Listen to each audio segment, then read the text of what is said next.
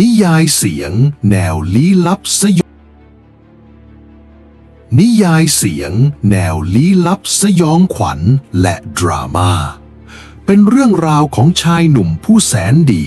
ที่ถูกหักหลังจนวาระสุดท้ายนำไปสู่การใช้วิชาไสยเวทโบราณเพื่อกลับมาทวงคืนความแค้นในร่างของสัตว์ร้าย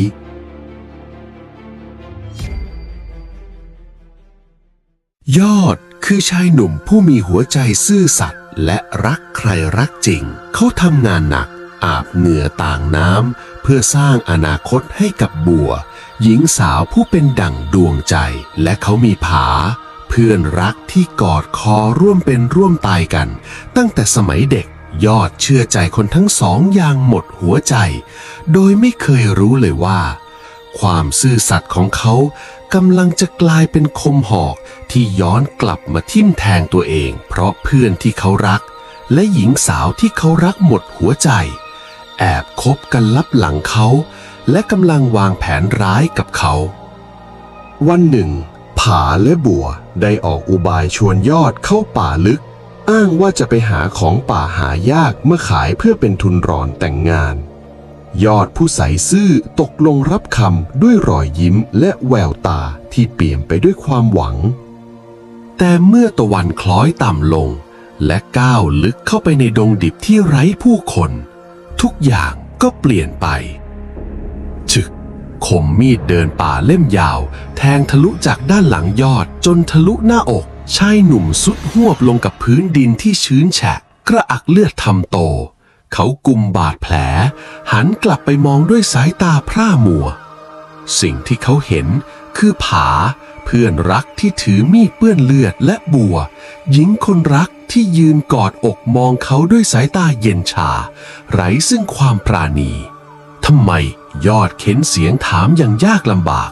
น้ำตาแห่งความเจ็บปวดไหลอาบแก้มแกมันจนไงยอดผาเสยะยิ้มบัวเขาทนกัดก้อนเกลือกินกับแกไม่ไหวหรอกสมบัติและเงินเก็บทั้งหมดของแกฉันกับบัวจะช่วยใช้ให้เองหลับให้สบายนะเพื่อนรักบัวไม่แม้แต่จะเอ่ยคำลาเธอหันหลังเดินจากไปพร้อมกับผาปล่อยให้ยอดนอนรอความตายอย่างโดดเดี่ยวท่ามกลางความมืดมิดของป่าที่กำลังกลืนกินร่างของเขาลมหายใจของยอดรวยรินความเจ็บปวดทางกายเทียบไม่ได้กับความแหลกสลายในหัวใจความรักและความไว้ใจถูกบดขยี้จนไม่เหลือชิ้นดีเมื่อความตายคืบคลานเข้ามาความเสียใจก็แปรเปลี่ยนเป็นความเครียดแค้นแขนที่สุมอกจนร้อนดังไฟนรกในเสี้ยววินาทีสุดท้ายยอดนึกถึงคำห้ามปรามของปู่ทวดผู้เป็นจอมขมังเวทที่เคยเตือนถึงวิชาสมิงพรายมนต์ดำต้องห้ามที่ต้องแลกด้วยวิญญาณและความเป็นคนเพื่อเปลี่ยนร่างเป็นเดรัจฉานกระหายเลือดยอดรวบรวมลมหายใจเฮือกสุดท้ายกัดนิ้วตัวเองจนเลือดออกแล้ววาดอักขระเปื้อนเลือดบนผืนดินพร้อมบริกรรมคาถาด้วยจิตที่เต็มไปด้วยแรงอาฆาตโอมพยัคฆาสมิงพรายข้าขอสละสิ้นวิญญาณคนขอจองเวรพวกเดรัจฉานในคราบมนุษย์ให้พวกมันต้องชดใช้ด้วยเลือดและเนื้อโอมเพียงสิ้นเสียงคำรามสุดท้ายร่างของยอดก็ชักเกร็งกระดูกลั่นเสียงกรอบแกรบผิวหนังฉีกขาดแทนที่ด้วยขนสัตว์สีพาดกลอนกรงเล็บแหลมคมงอกยาวออกมาจากนิ้วมือและนิ้วเท้า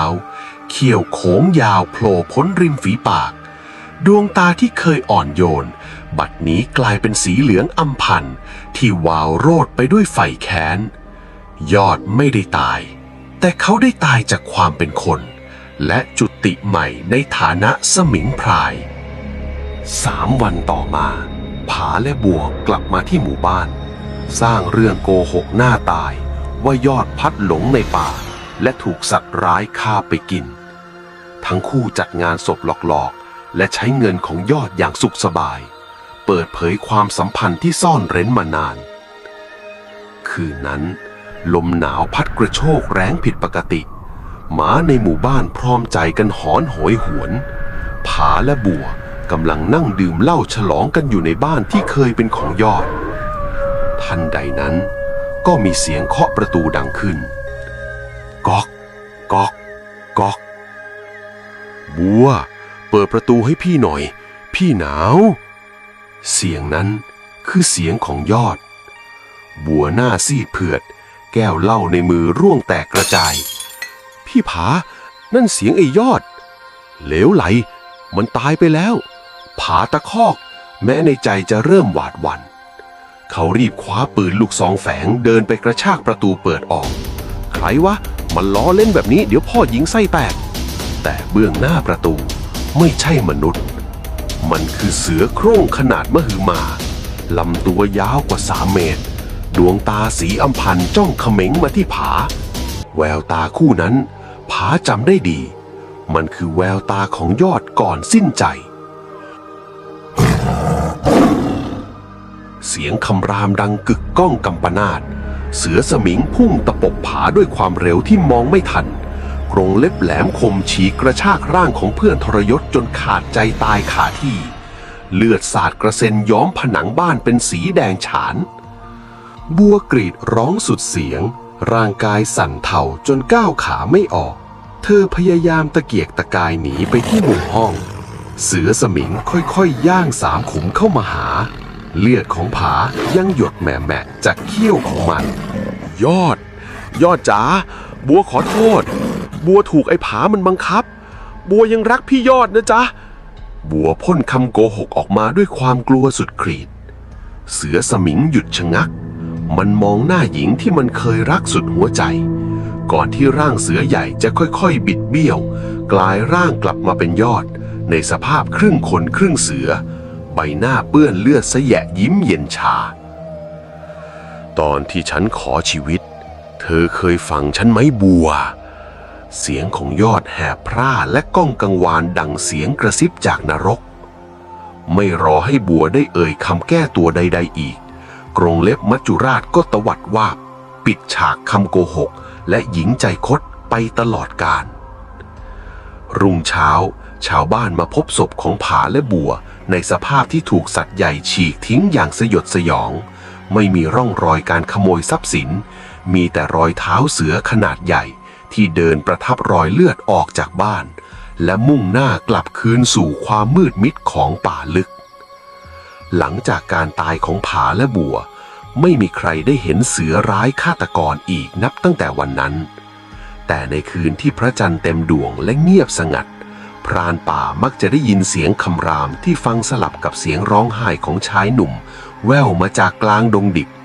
เป็นเครื่องเตือนใจว่า